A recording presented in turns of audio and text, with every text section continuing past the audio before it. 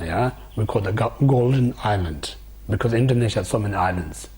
So when he heard, so just imagine 7th century, there's no technology, so you have to cross from this ocean to this island.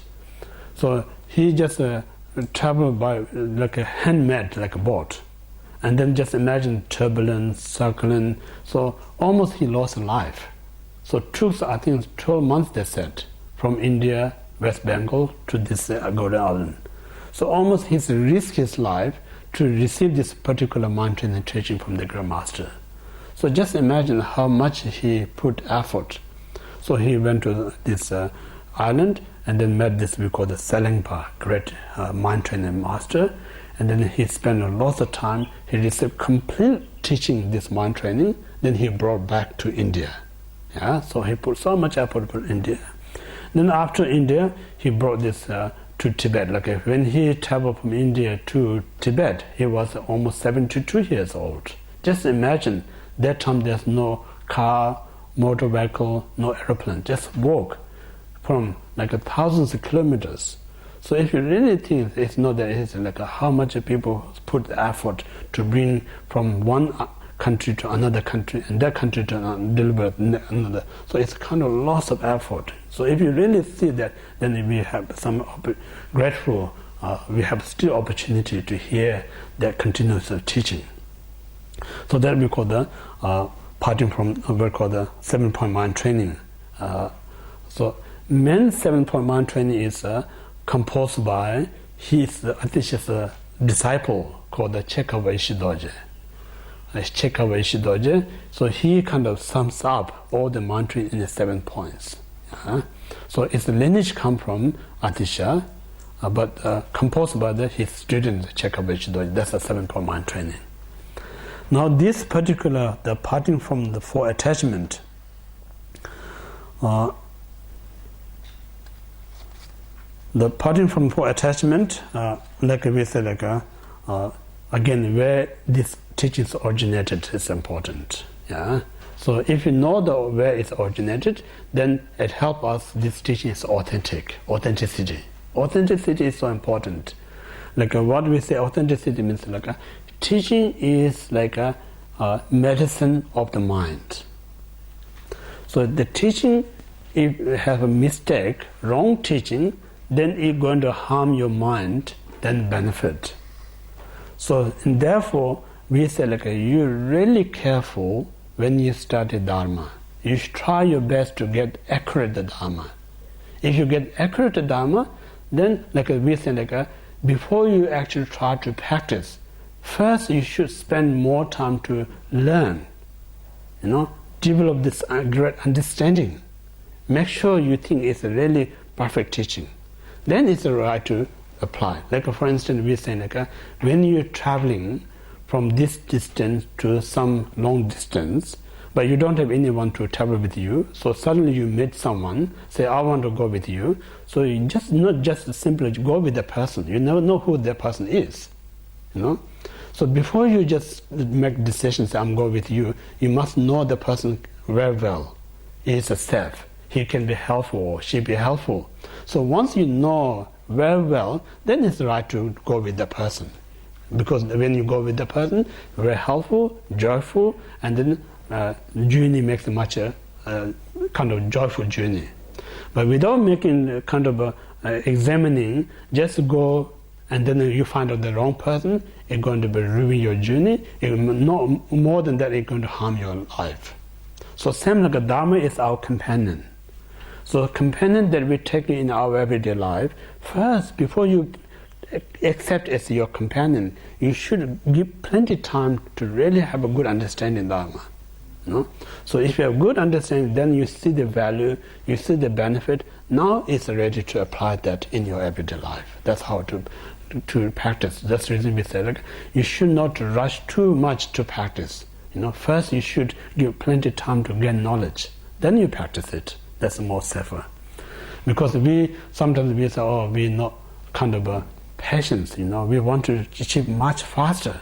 Sometimes there's intention to achieve faster, make actually slower.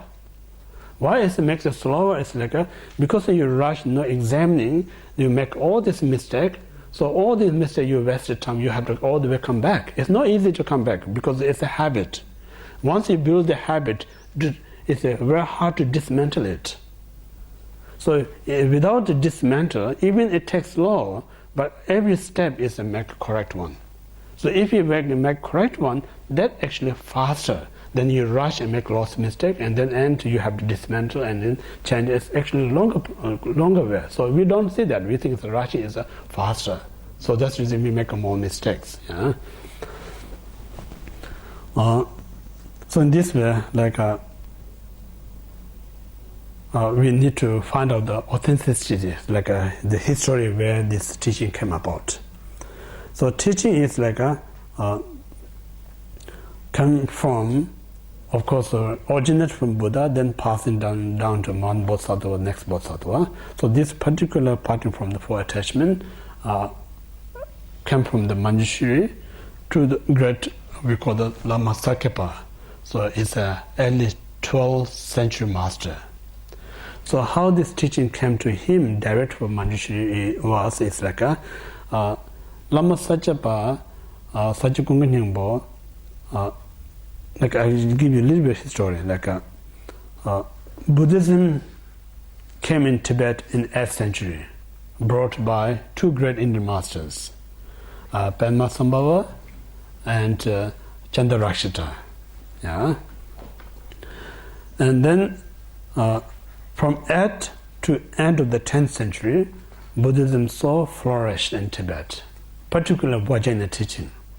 Because teaching originated from India, but some Padmasambhava brought Vajrayana in Tibet, even they not realize that teaching exists in India. So many like a treasure they brought in Tibet. In the end of the 10th century, due to circumstances, different conditions, Buddhism kind of deteriorated in the end of 10th century. And then for a while, like almost like a mixture, like a shamanism, Buddhism, and different spiritual all mixed up, like a very confusion. Like no one knows what is the Buddhism, what is the shamanism, what's the other spiritual, so mixed out. So that a few kind of the important figure or king of Tibet concerned so much. If this go on, then Buddhists never going to be revived in Tibet. So that's the reason they want to really to establish again new kind of lineage. So they some make a long to short story. So they eventually managed to send an invitation to this great Indian master Adisha Debamkara. There's lots of story, and he accepted the invitation and he came to Tibet, and then he taught like a mini mind training teachings. Yeah. So from that time, like Sakepa just kind of established a new school in 11th century, like a 1073, like a 11th century. They established first monastery in Tibet, Sakepa Monastery. So this the such what we call the Kunga Jabo, father of the Sachikunga Nyingpo. So he died when Sachikunga Nyingpo was 12 years old. So just a baby, 12 years old. So that time, Kunga Jabo's Dharma friend, we call the great compassionate Pari Losava, great translator, great Tibetan translator. So this great translator recommended to this young boy, said, look, even though you're born in a noble family, your father's a great master, no means you're going to be noble. So if you want to be noble, you need to be a very learned person, you need to be a great practitioner. So that makes you noble. Just born in a family, you're not automatically going to be a noble person. So to learn the Dharma, to practice, you need to be wisdom. Yeah? So to develop the wisdom, then in the Vajrayana tradition, we need to practice the Manjushri practice. Yeah? So that's the reason this great translator, the Pali Losava, gave him the empowerment, this Manjushri empowerment, and then after empowerment as well as the transmission, and then of course explanation. So after he received this transmission, empowerment, explanation, then he went into the retreat. So while he is a retreat, the great translator, he also assisted to him how to go about the proper way to retreat. So that cap, they're called in Sakha still, in Sakha in the West Tibet, there's a cap for the Manjushri cap. So he did retreat there for 6 months. So during the 6 months, it's not easy. There's always like a outer obstacle, inner obstacle, lots of obstacle comes. So when this obstacle comes, then he also give different teaching to prevent these obstacles. Like when he outer obstacle came, he did some kind of green Tara ritual, so that removed that obstacle. When he rose some kind of inner obstacle, then he did what we call the Buddha Achala, blue color, wrathful deity. He did then remove obstacle. So this way, then eventually he managed to succeed 6-month retreat. So end of the 6th month, he had a real vision of the Manjushri right in front of him. Yeah, so he's sitting in like we call the majesty position, like a chair, like Mitra Buddha. He sits, and right in front of him with the teaching mudra, we call it, with the teaching mudra, sit in the center of this Manjushri, and besides the Manjushri, there's 2 bodhisattvas. Real as a person, it's not just imagination, it's a real person just sit in front of him, and then from the Manjushri mouth come these 4 lines. If you have attachment for this life, if you have attachment to this life, you are not Dharma practitioner. That's the first line. If you have attachment to cyclical existence or samsara, you do not have a renunciation. That's the second line. Then third says, if you grasp, if you attach, what do you call that? What's the fourth? Self-interest. If you self-interest, you do not have a bodhicitta. And then the fourth is like if you grasping arises, you do not have a view. So these 4 lines spoken direct to the Sachikunga Nyingpo. So when he received these 4 lines, then afterward he really contemplate on it.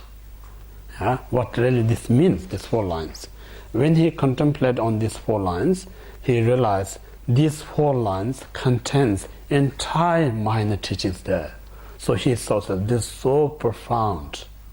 So based on that, he gained so many realization out of this. So that's really so kind of what we call the profound teaching.